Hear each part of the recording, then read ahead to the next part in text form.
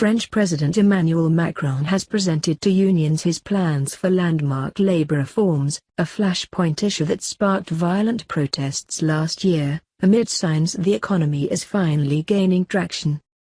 During his electoral campaign, Mr. Macron, 39, made loosening labor market regulations a top priority, saying he would seek Parliament's approval over the sum of the powers to push through legislation by means of executive decree.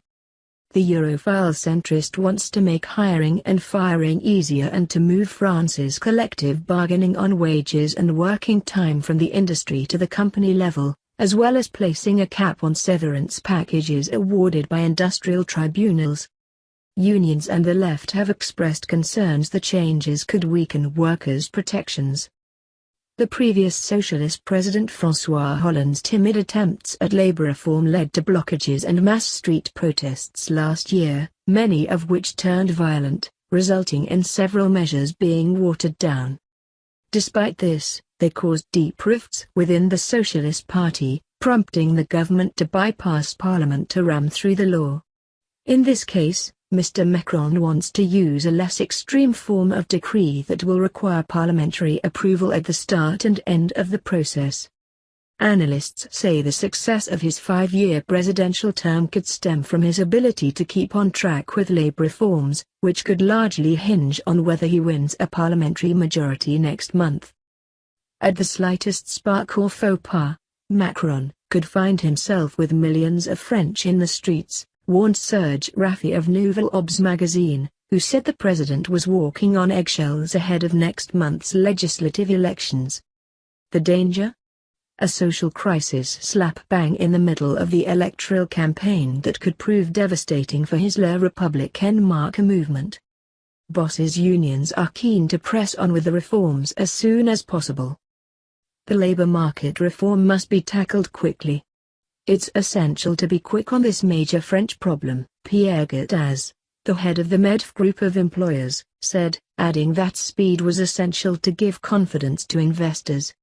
Optimism among French companies has shown signs of growing since Mr. Macron's election on May 7. The French private sector was shown to have grown at the fastest pace in 6 years in May, a key survey suggested yesterday, Tuesday, with companies mentioning Mr. Macron's election as a reason for optimism. That coincided with a separate survey from the official INSEE Statistics Office which showed morale in the industrial sector at its highest level since June 2011.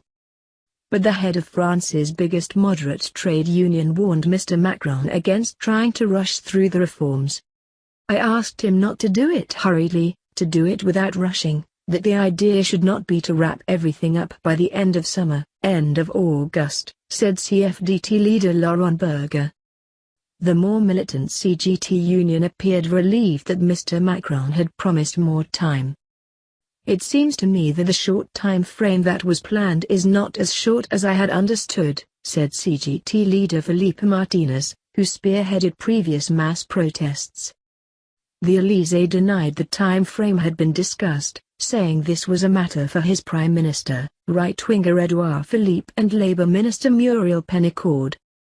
Christophe Castaner, the government spokesman, warned unions against seeking to block reforms that Mr. Macron had clearly outlined during his electoral campaign, unlike his predecessor. He said, "You don't have the right to impede France when you don't agree with such and such a measure, especially when it was at the heart of Emmanuel Macron's presidential agenda." Mr. Macron's aides have made it clear they wanted the law passed as early as July so it can come into force this autumn.